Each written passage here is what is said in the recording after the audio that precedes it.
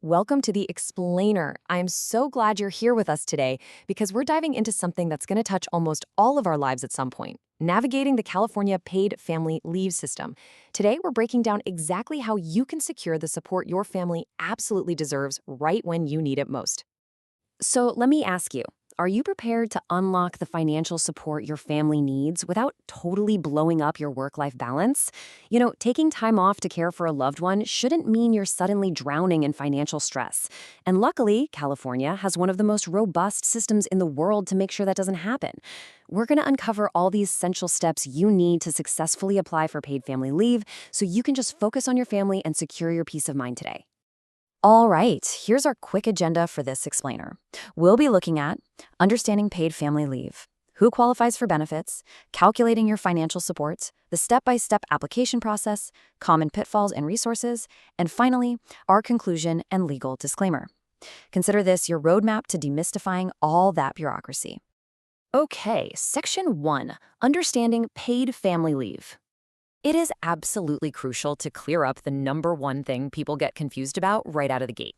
California Paid Family Leave, or PFL, is a wage replacement program, meaning it provides you with partial pay while you're on leave. But, and this is a big but, it doesn't actually protect your job by itself.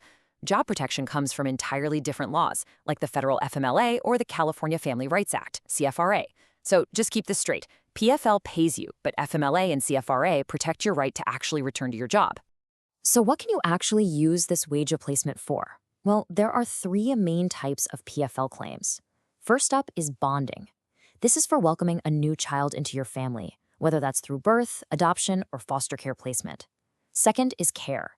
This is exactly what it sounds like, taking time off to care for a seriously ill family member, like a parent, child, spouse, or sibling. And third, military assist. This one allows you to take time off to support a family member who's participating in a covered military deployment or training. And you know what's great? This system is constantly evolving to become more inclusive. Thanks to recent legislative updates like AB 2123, starting in January 2025, employers literally can no longer force you to burn through your hard-earned vacation time before you start getting PFL benefits. That's a huge win. Looking ahead to 2028, SB 590 is going to expand caregiving to include a designated person. That basically means you can care for someone who's like family to you, even if you aren't related by blood. Plus, AB 2054 expands that military assist category to include domestic deployments and extended training, not just foreign ones. Moving on to Section 2, who qualifies for benefits? First things first, go ahead and pull out your pay stub. Look for a deduction labeled CASDI.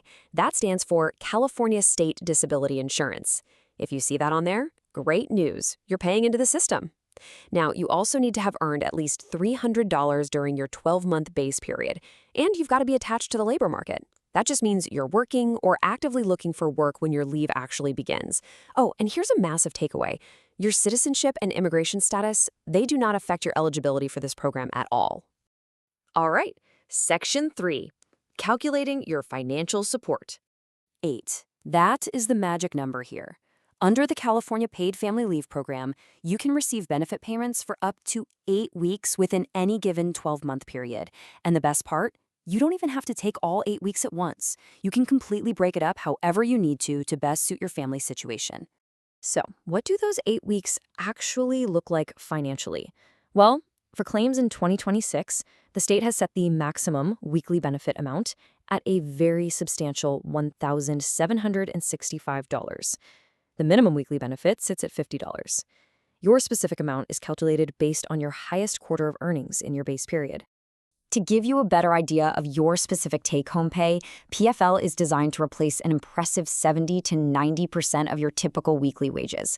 It's basically structured so that lower-income earners will see a wage replacement rate much closer to that 90% mark, while higher earners will see a complex calculation capping out at about 70%, right up to that $1,765 maximum we just talked about.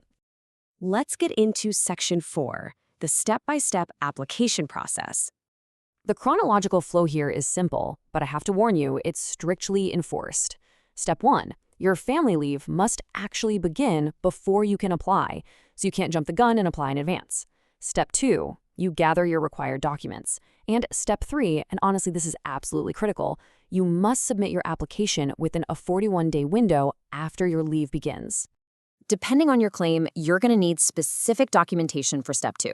If you're filing a bonding claim, you just need proof of relationship. Think a birth certificate, an adoption placement agreement, or a foster record. If you're filing a care claim, you'll need a medical certification filled out by the care recipient's physician. Specifically, that's Part D of the DE 2501F form. And if you're filing a military assist claim, you're just going to need proof of the qualifying military event. Now, while applying online via MyEDD is highly recommended because it's for sure the fastest and most secure way, we know some folks still prefer the mail. So if you choose to apply by mail, here's how you do it. Step 1, get the paper application, the DE 2501F. You can order it online or just call the EDD. Step 2, pick your claim type, bonding, care, or military assist, and fill out those specific sections. And step 3, submit it along with your supporting documents. Let's be honest, bureaucratic government forms can be super intimidating. But if you're filling this out on paper, just remember a few golden rules. Use black ink only, write clearly inside the boxes, and whatever you do, do not forget to sign the form. Seriously, a missing signature is basically a fast track to a delayed claim. Oh, and yeah, please make sure you actually put a stamp on the envelope. Which brings us to Section 5, Common Pitfalls and Resources. I literally cannot stress this quote from the EDD enough. No later than 41 days after your family leave begins, or you may lose benefits.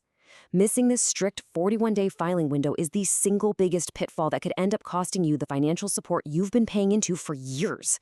You know what? Just mark it on your calendar the very moment your leave begins. Here's another major tip. Avoid duplicate claims.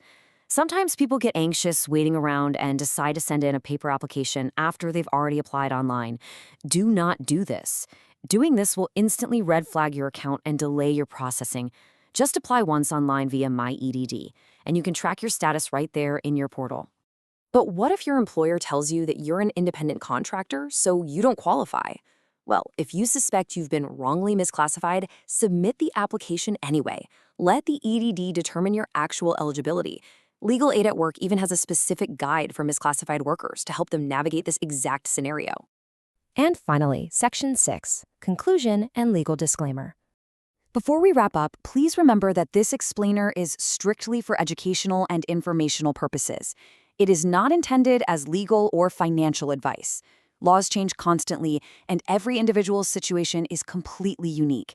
So for personalized guidance, always consult official government resources like the California EDD website or reach out to a qualified legal professional. You now have the map to navigate California's paid family leave, but it kind of leaves us with a larger question to ponder, doesn't it?